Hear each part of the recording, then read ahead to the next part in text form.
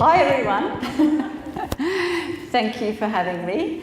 My business is the Happy Mind Movement. So what is the Happy Mind Movement? The Happy Mind Movement is a no-nonsense approach to anxiety and depression. It's a place where you get to wake up, step up and own it. So today I've been invited here to talk to you on anxiety, but the strategies that I deliver today will help anybody. So they'll help you to be a happier person, a more confident person, build your self-esteem and make better choices. So why would you bother listening to me in the first place? Well, I spent a big part of my life in a state of anxiety. It was a state that did not serve me very well at all. I lived in a complete state of fear. I had no confidence. I had very low self-esteem, and I made really bad choices in a lot of areas in my life, to the point that at the age of 26, I had a major meltdown. My mind and my body just shut down and said, you know what? I can't do this anymore. I couldn't function, I couldn't work, I couldn't look after my children. But it was at this point in time that I made a new choice. I made a choice to have a look at myself and the way I was living my life. And what I discovered was that I was the problem. I was actually creating everything that was going on in my life. I was creating the anxious state. And that's now what I teach people. I learned how to work my way out of that place. I discovered strategies. Well, once you know how you do it, how you create it, then you can find ways to move away from that space. And that's what I do now as I coach. I teach people how to move out of the state of anxiety and depression. So even though I've been asked to talk to you on anxiety, you will hear me mention the word depression quite often today, because really they are one and the same. One leads into the other. So what is anxiety? Well, anxiety is an emotion, and emotions are created by patterns. And it's these emotions that determine our state in any given time. So how do we create these emotions? What are the patterns? What am I talking about here? Well, there's actually 3 patterns that create our emotions. We have patterns of physiology, patterns of focus, and patterns of language, and the meaning that we give to that language. So I'm actually going to unpack these patterns for you, and as I do that, hopefully you'll get a little understanding of how you actually create the states that you currently live in, or the way you change your state at any given time. So I'll start with patterns of physiology. So when I talk about physiology, I'm actually talking about the physical body. So with physiology, we're talking about 1, posture, 2, breath, 3, movement, and 4, what you put into your body.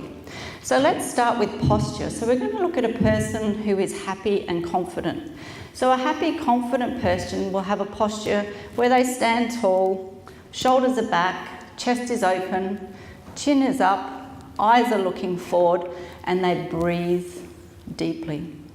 Then we look at a person who is in an anxious or depressed state. Invariably, their shoulders will be rolled forward, their head will be tilted, their eyes will be down, their chest will be closed, and their breathing will be shallow. Now, this may sound oversimplified, but I use this strategy all the time in my coaching to show my clients how important your posture is.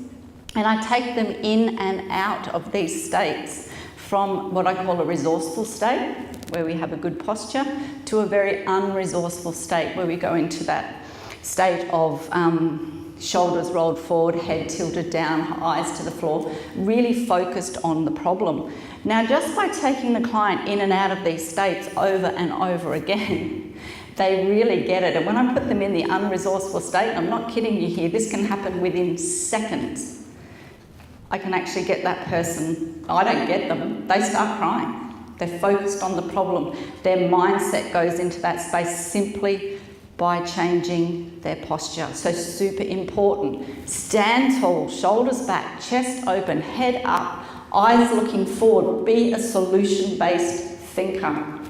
So that's number 1, to change the physiology is your posture. Number 2 is breath. Most of us don't breathe properly.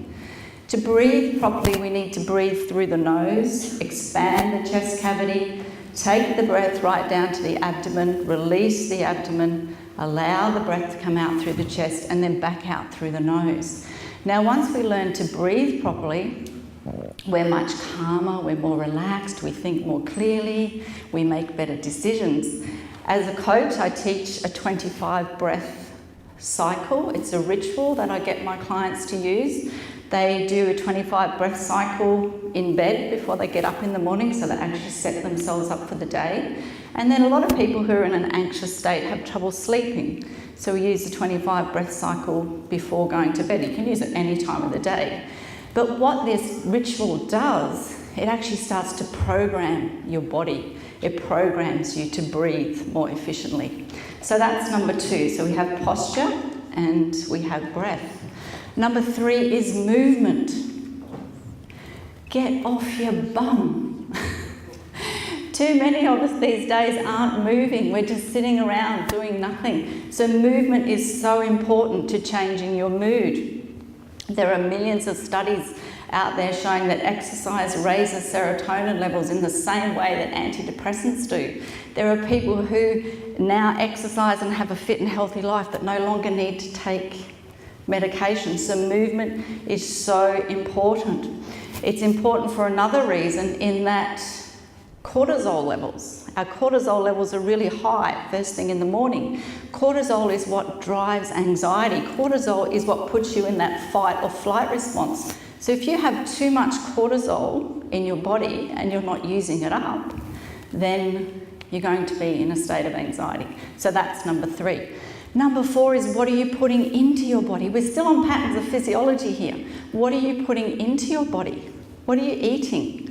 If you're eating foods that are high in simple carbohydrates, so they're foods made up of wheat, gluten and sugar, they skyrocket blood sugar levels. When blood sugar levels skyrocket, so do serotonin levels. Serotonin is your happy hormone.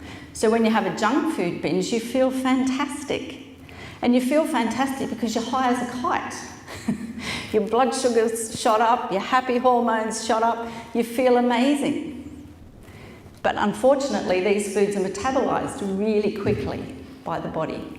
So then the blood sugar levels fall, the serotonin levels fall, and so does the mood. So then you end up in this cycle where you want more, because when the mood's fallen, what do you want? You want another hit. You want to feel high again. So you get back into this crazy cycle of junk food, sugar, things that are no good for you. The other thing that you could be putting into your body is stimulants. Alcohol, drugs, caffeine, not just in the form of coffee, but in the form of energy drinks. All of these stimulants affect brain chemistry. If you're already anxious or depressed, it's not what you want to be doing. Even if you're not anxious or depressed, do you really want to mess with your brain like that? Do you want to be pumping alcohol, drugs and stimulants into your body to make you feel unstable? Okay, so there we have our patterns of physiology. We have posture, breath, movement, and what we put into the body. The next one is pattern of focus. So important. What are you focusing on? Are you focusing on the problem, or are you focusing on the solution? Because if you're focusing on the problem, you'll have a really different experience to focusing on the solution. If you're focusing on the problem, you may as well have a ball and chain around your leg and just stay stuck, looking down at the floor, because that's where you're going to stay. Focusing on the problem just doesn't work. Focus on the solution. Once you focus on the solution, you put yourself in a space where you can take action and you can move forward. Be a solution-based thinker. Pattern number 3 is the language and the meaning we give that language. What are you saying about yourself to yourself? Are you saying, I'm amazing, I'm confident, I'm awesome? If you are, great, you're probably a really happy person with great self-esteem and doing amazing things. But if you're saying things like, I'm not good enough, there are no jobs out there, I'm probably going to fail at school, then you're really programming yourself to feel anxious or depressed. You're doing that with your words. So we need to be really careful the way we speak to ourselves, about ourselves. That's our third pattern, is a pattern of language and the way and the meaning that we give that language. So patterns of physiology, focus, language and meaning. So I just want you to have a little bit of a think right now about your pattern.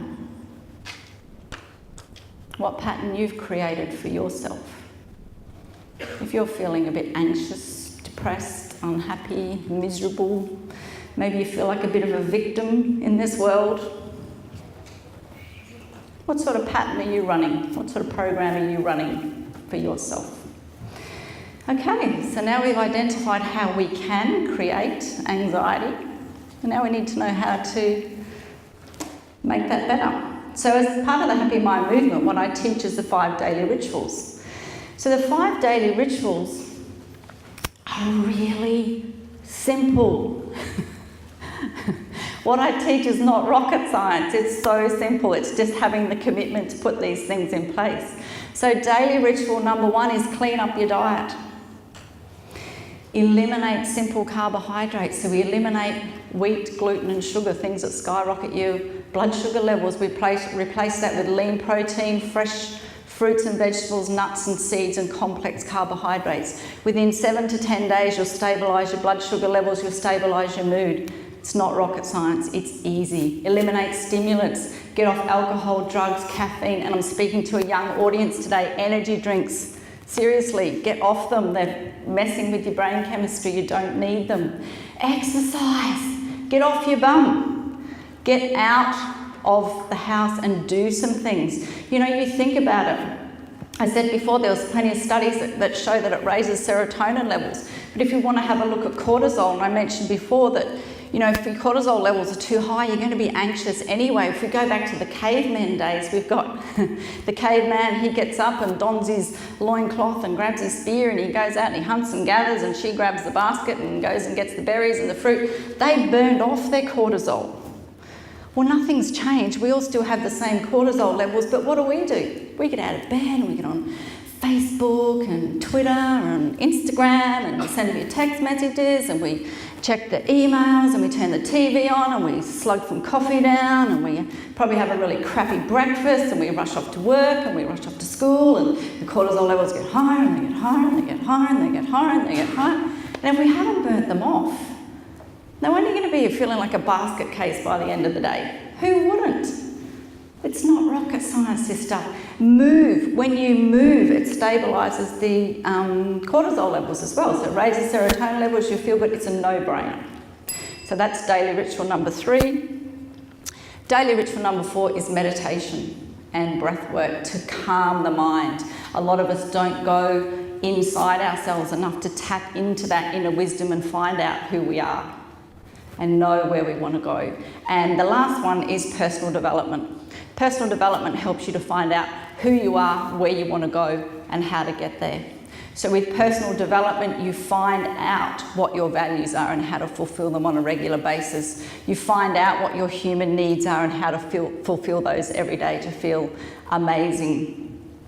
And then we look at your limiting and sabotaging beliefs and we find out what they are and work out a way to eliminate those beliefs. Now just quickly before we're finished, because we are running out of time, I just want you to quickly put a rubber band on your wrist. We've got 1 minute, did you say? Oh, 5. I only wanted the 1 minute bell. Okay, that's all right. I panicked then. We've got 5 minutes. Relax. It's okay. So we have daily ritual number 5 is personal development. I just want to talk a little bit more on that. Pardon? It was 5 seconds. I'm confused. The bell was 1 minute and then we just have to 5 seconds. Oh, so we've finished? Okay. So just to recap, that was confusing. Change your diet, move, eliminate stimulants, breath work and meditation, and get into some personal development to live an amazing life. Thanks for listening to me. Have a great life.